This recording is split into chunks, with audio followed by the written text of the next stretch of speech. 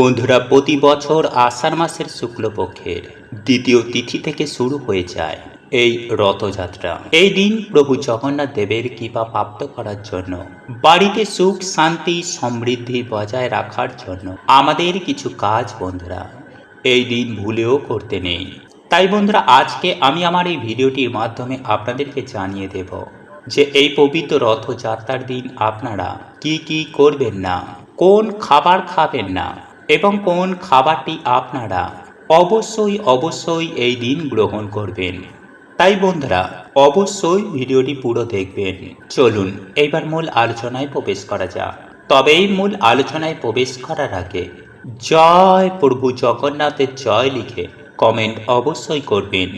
Number 1, যদি নিজের সাজানো সংসারকে নিজের হাতে ধ্বংস করতে না চান, তাহলে পবিত্র রথযাত্রার দিন এই 8টি কাজ ভুলেও করবেন না। এর ফলে সংসারে ঘোর অমঙ্গল হবে, দুর্ভাগ্যের শিকার আপনি নিশ্চিত রূপে হবেন। তাই আপনারা যদি আপনাদের স্বামী সন্তানের অমঙ্গল না চান, তাহলে শাস্ত্রের এই বিধি নিষেধ মেনে চলুন, নতুবা জীবনে ভয়ঙ্কর দুর্ভাগ্য নেমে আসবে। বন্ধুরা, আপনারা প্রত্যেকেই জানি যে রথযাত্রা হিন্দু ধর্মের একটি অন্যতম উৎসব। বিভিন্ন শাস্ত্রে এই দিনের মাহাত্ম্যের কথা বর্ণনা করা হয়েছে, যা আর 5টা দিনের মতো নয়।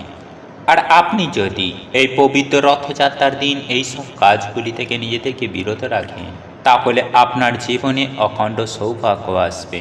বন্ধুরা, আপনারা যদি এই ভিডিওটি সম্পূর্ণ দেখেন, তাহলে আপনারাও বুঝতে পারবেন যে আমাদের দুর্ভাগ্যের জন্য আমরা নিজেরাই কতটা দায়ী।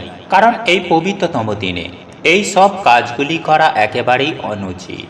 এতেই প্রভু জগন্নাথ দেব রুষ্ট হবেন এবং প্রভু শ্রী জগন্নাথ দেবের আশীর্বাদ ও কৃপা থেকে আপনি এবং আপনার পরিবার বঞ্চিত হবেন। সেই সঙ্গে আপনাদের জীবনে সুখ শান্তি নষ্ট হবে। তাই শাস্ত্রের বিধিবিধান অনুসারে নিজের সৌভাগ্য ফিরে পেতে অবশ্যই প্রত্যেককেই এই নিয়মগুলি মেনে চলতে হবে। বন্ধুরা, আমি সবার প্রথমেই যে কাজটির কথা বলবো তা হলো, বন্ধুরা, এই পবিত্র রথযাত্রার দিন সকালেই ঘুম থেকে উঠেই কারোর মুখ দেখবেন না। সবার প্রথমেই সকালে ঘুম থেকে উঠে প্রভু জগন্নাথ দেব অথবা রাধা কৃষ্ণের দর্শন করুন। নাম্বার 2, রথযাত্রার দিন বাড়িতে কোনো রকমের জঙ্গল পরিষ্কার করবেন না বা গাছপালা জাতীয় কোনো কিছু একদমই কাটবেন না।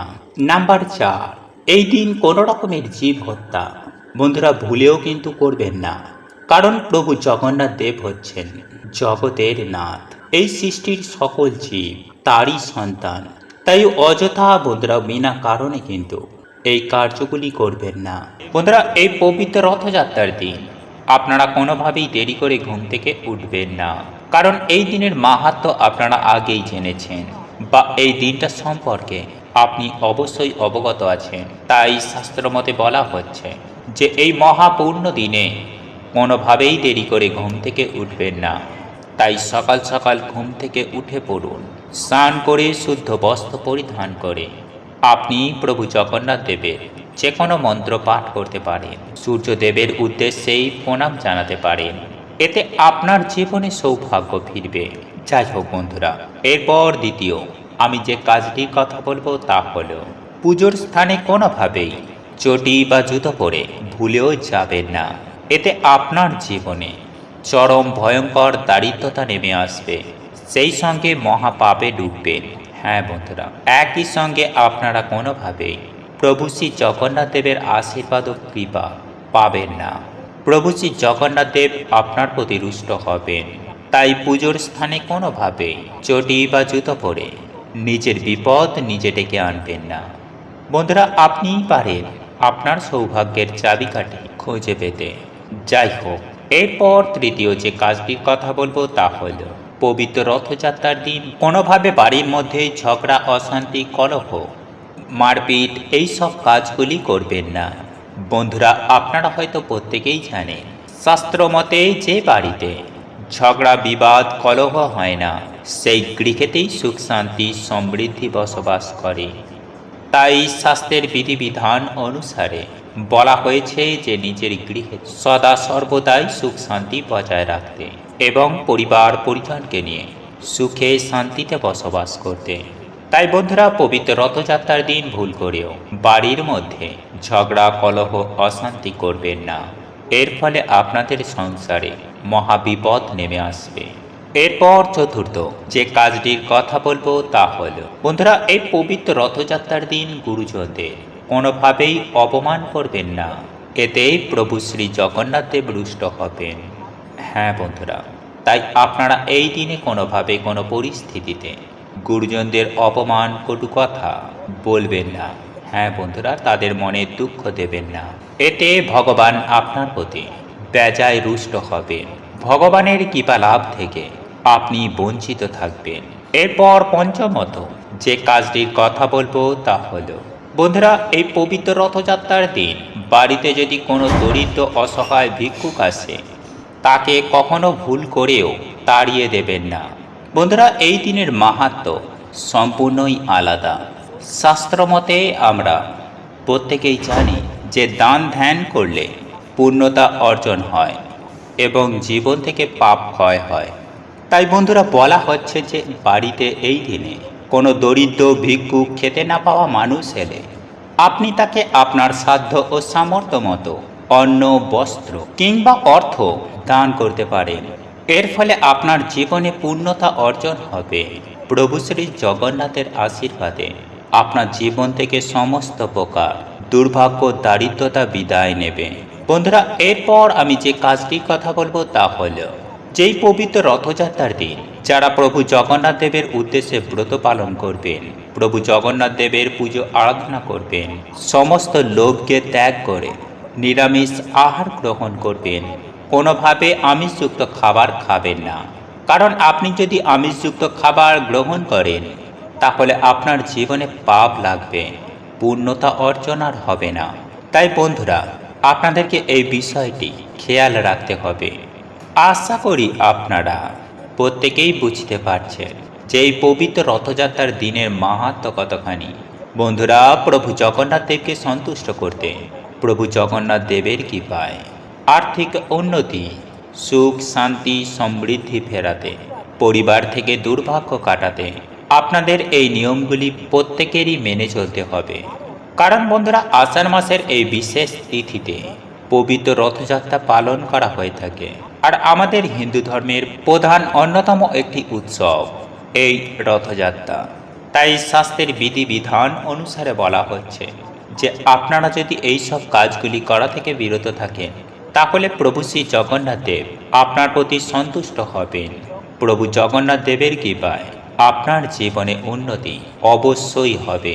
এছাড়াও আপনারা যদি অখণ্ড সৌভাগ্যের অধিকারী হতে চান তাহলে এই পবিত্র রথযাত্রার দিন সন্ধ্যাবেলায় প্রভু জগন্নাথ দেবের মূর্তি বা চিত্র থেকে থাকে সেখানে অতি অবশ্যই প্রভু জগন্নাথ দেবের আরাধনা করুন। আর আপনার বাড়িতে যদি প্রভু জগন্নাথ দেবের কোনো মূর্তি বা চিত্র না থেকে থাকে তাহলে আপনারা স্বয়ং পরমেশ্বর ভগবান শ্রীকৃষ্ণের পুজো আরাধনা করুন এবং সেই সঙ্গে নিবেদন করুন সাদা বাতাসা, মিষ্টি এবং তুলসী পাতা।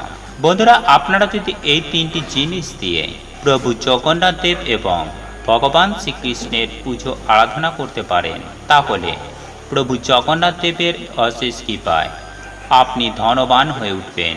যে আগামীকাল এই পবিত্র রথযাত্রার দিন আপনার গৃহে বা আপনার ঠাকুর ঘরে যদি প্রভু জগন্নাথ দেবের ফটো বা কোনো মূর্তি থেকে থাকে বা ভগবান শ্রীকৃষ্ণের মূর্তি বা কোনো চিত্র থেকে থাকে তাহলে সেখানে আপনি কাঁঠাল দিয়ে পুজো অবশ্যই করুন। হ্যাঁ বন্ধুরা, আপনারা একেবারে ঠিকই শুনেছেন। কারণ আপনারা প্রত্যেকেই জানি যে প্রভু জগন্নাথ দেবের অত্যন্ত প্রিয় ফল এই কাঁঠাল। তাই রথযাত্রার দিন প্রভু জগন্নাথ দেবের উদ্দেশ্যে কাঁঠাল অতি অবশ্যই ভোগ হিসাবে নিবেদন করুন এবং এই কাঁঠাল প্রভু জগন্নাথ দেবের ভোগ হিসাবেই আপনারা সপরিবারে এটিকে গ্রহণ করুন। প্রভু জগন্নাথ দেবের অশেষ কৃপায় আপনার সুখ শান্তি সমৃদ্ধি দিনে দিনে বৃদ্ধি পাবে এবং আপনি যে তুলসী পাতা, মিছরি ও সাদা বাতাসা প্রভু জগন্নাথ দেবের উদ্দেশ্যে নিবেদন করেছিলেন সেই মিছরি, বাতাসা এবং তুলসী পাতা সপরিবারে প্রসাদ স্বরূপ গ্রহণ করুন। এর ফলে সারা জীবন সুস্থ নিরোগ হয়ে দীর্ঘদিন ধরে বেঁচে থাকতে সক্ষম হবেন। বন্ধুরা, শাস্ত্রের অনুসার সকাল ও সন্ধ্যেকে সব থেকে গুরুত্বপূর্ণ বলে মনে করা হয়েছে। তাই এই দুই সময়ে আমাদের বাড়িতে পুজো অর্চনায় আমাদের বাড়িতে সৌভাগ্যের আগমন হয়। এতেই দেবদেবীরা প্রসন্ন হন। তাই সকালে ঘুম থেকে উঠেই কিছু কার্যে আমাদের বাড়ি থেকে সকল প্রকার দুর্ভাগ্যের নাশ হয়ে যায়। বিষ্ণু পুরাণে ভগবান বিষ্ণু নিজে বলছেন যে ব্যক্তি সকালে ঘুম থেকে উঠে এই কার্যগুলো করে সেই বাড়িতেই স্বয়ং মা লক্ষ্মীর নিবাস হয়। যেমন যে বাড়ির মানুষেরা সকালে তাড়াতাড়ি ঘুম থেকে উঠে এবং সকালেই স্নান করে নেয় এবং স্নান করে এসে ঠাকুর ঘরে একটি প্রদীপ ধরায়, ভগবানের সামনে ধূপ ধুনো ধরায়, ভগবানের মন্ত্র জপ করে, তুলসী মঞ্চে জল অভিষেক করে, সেই বাড়িতেই স্বয়ং লক্ষ্মী নারায়ণের বাস হয়। তাই বন্ধুরা, আপনারা এই দিন সকালে ঘুম থেকে উঠে একটি প্রদীপ জ্বালিয়ে হাতে একটি 1 টাকার কয়েন নিয়ে মা লক্ষ্মী কিংবা প্রভু জগন্নাথ দেবের সামনে আপনারা এই মন্ত্রটি পাঠ করবেন।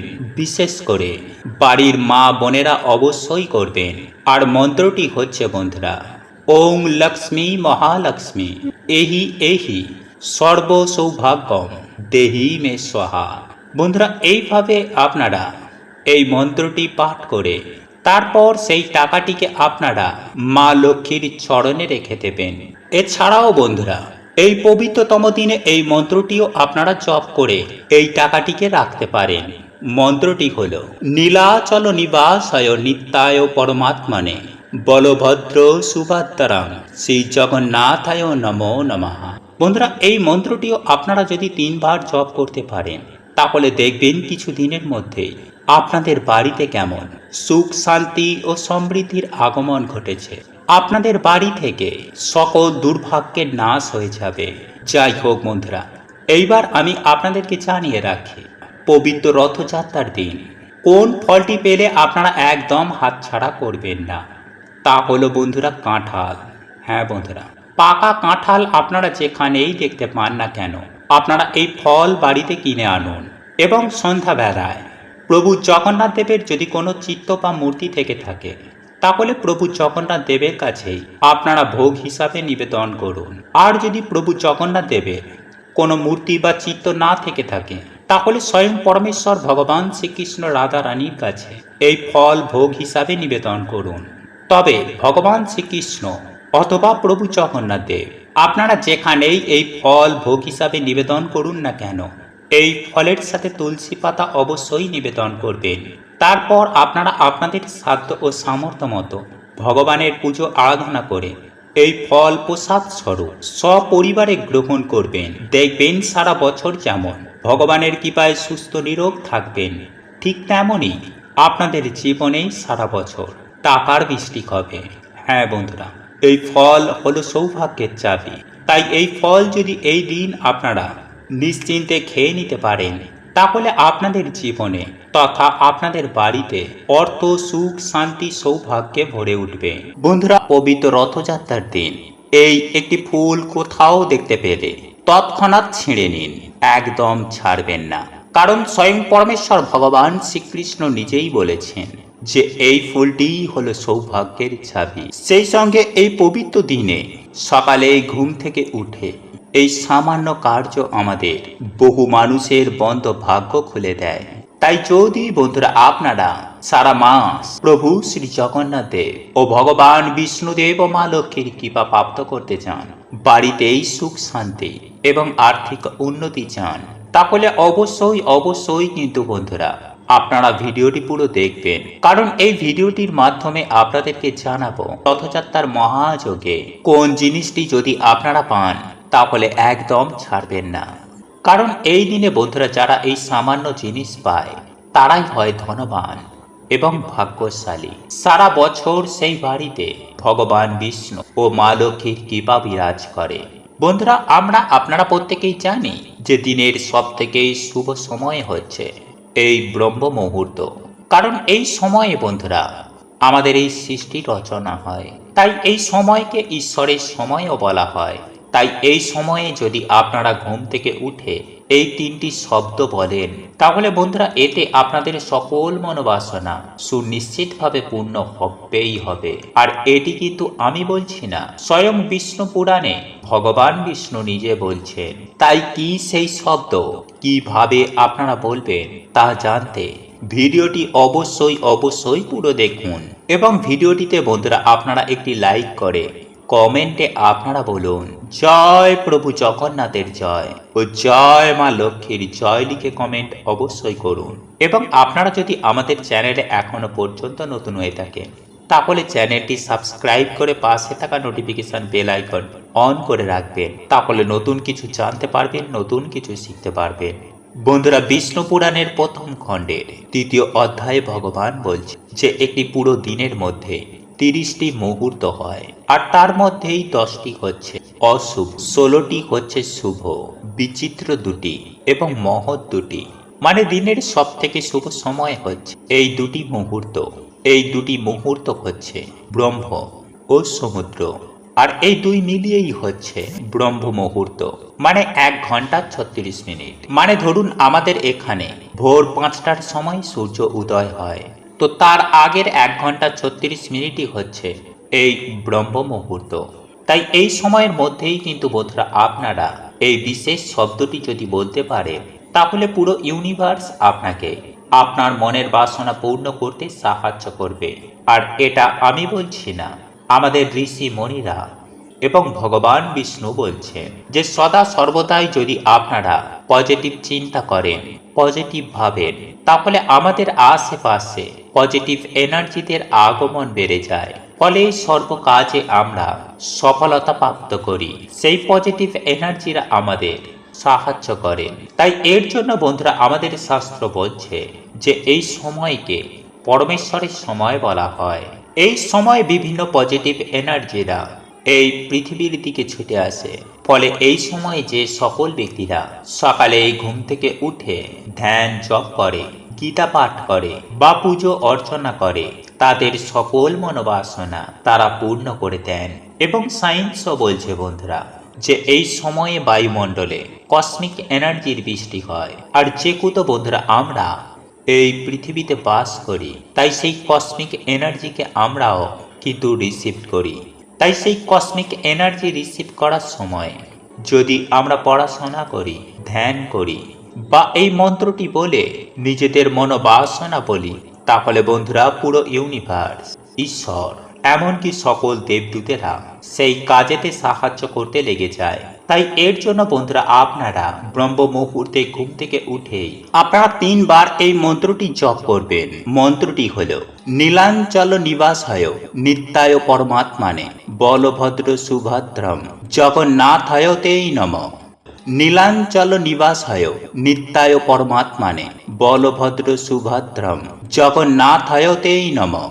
এছাড়াও হরে কৃষ্ণ মহামন্ত্র বা গায়ত্রী মন্ত্র জপ করে হাত জোড়ো করে ভগবানকে বলবেন যে হে পরমাত্মা, আপনাকে অনেক অনেক ধন্যবাদ আজকের দিনটি নতুন করে শুরু করার জন্য, আমাকে এত ভাগ্যশালী বানানোর জন্য। এবং তারপরে বন্ধুরা আপনারা আপনাদের যা মনোবাসনা মনস্কামনা রয়েছে তা পূর্ণ হয়ে গেছে তা এমন বলবেন এবং কল্পনা করবেন। যেমন ধরুন আপনার একটি ভালো চাকরি চাই বা আপনার একটি বাড়ি চাই কিংবা গাড়ি চাই, তাহলে আপনারা বলবেন যে হে পরমাত্মা, আমাকে এত ভালো একটি চাকরি দেওয়ার জন্য বা আমাকে এত ভালো একটি ঘর দেওয়ার জন্য আপনাকে অনেক অনেক ধন্যবাদ। আমাকে এত ধন সম্পত্তি দেওয়ার জন্য আপনাকে অনেক অনেক ধন্যবাদ। বন্ধুরা আপনারা কিন্তু সেই সময় চাইবেন না, বলবেন আমি পেয়ে গেছি। এইভাবে আপনারা প্রত্যেক দিন সকালে ব্রহ্ম মুহূর্তে ঘুম থেকে ওঠার পর আপনারা এই কল্পনা করবেন এবং 21 বার আপনারা অন্তত এটি বলবেন। দেখবেন কিছুদিনের মধ্যেই আপনাদের লাইফে কেমন পজিটিভিটির আগমন হয়েছে এবং আপনাদের মনস্কামনা মনোবাসনা ধীরে ধীরে পূর্ণ হচ্ছে। এবং যদি আপনারা চান এই কার্যটি হয়ে যাবার পর আপনারা আবার ঘুমোতে পারেন বা বাকি কাজও আপনারা করতে পারেন।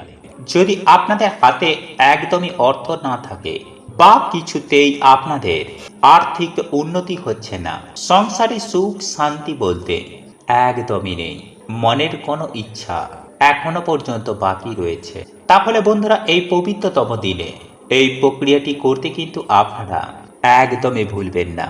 কারণ বন্ধুরা এই বর্তমানে কলিযুগে অর্থ ছাড়া কেউ কারোর হয় না। বর্তমানে সমস্ত সম্পর্ক শুধু স্বার্থের ভিত্তিতেই চলছে। যার টাকা আছে তাকে সবাই সম্মান করে, আর যার টাকা নেই তাকে লোকে মানুষও ভাবে না। তাই বন্ধুরা জীবনে বাধা বিঘ্ন তো আসবে, কিন্তু সেই থেকে আমাদের কিভাবে বেরোতে হবে তা আমাদের নিজেদেরকেই খুঁজে বার করতে হবে। তাই আমাদের বিভিন্ন রকমের টোটকা বা নিয়ম পালন করতে হবে। বন্ধুরা যেই দিন ভগবান আমাদের মনের কথা সেই দিন অবশ্যই বন্ধুরা আমাদের সমস্ত ইচ্ছা পূর্ণ হবে। সেই দিন তিনি আমাদের সকল মনোবাসনা তিনি পূর্ণ করবেন। তাই বন্ধুরা আপনারা এই পবিত্র দিনে এই জিনিসটির সাথে রাখুন, তারপর আপনারা নিজেরাই দেখুন কি চমৎকারটাই না হচ্ছে। কারণ বন্ধুরা এই প্রক্রিয়াটি করতে বড় বড় বাস্তুবিদেরা বলেছেন। তাই অবশ্যই বন্ধুরা আপনারা কিন্তু ভিডিওটি পুরো দেখতে ভুলবেন না। বন্ধুরা শাস্ত্র অনুসার যেখানে আমরা টাকা পয়সা রাখি, মানে মানি ব্যাগ বা সিন্দুকের মধ্যে আপনারা যদি এই সামান্য জিনিসটি রাখতে পারেন, তাহলে বন্ধুরা সেই বাড়িতে মা লক্ষ্মী নিজে আসেন, তাদের সকল মনোবাসনা মা তাদের পূর্ণ করে দেন। ফলে টাকা পয়সা জনিত বন্ধুরা কোনো রকমের সমস্যা সেই বাড়িতে আর থাকে না। তাই চলুন বন্ধুরা এইবার আমরা জেনে নিই যে কোন কোন জিনিস আপনারা এই দিন মানি ব্যাগ বা আপনার পার্সে রাখতে পারেন, যা আপনারা মানি ব্যাগে রাখলে 1 মাসের মধ্যেই সুফল পাবেনই পাবেন।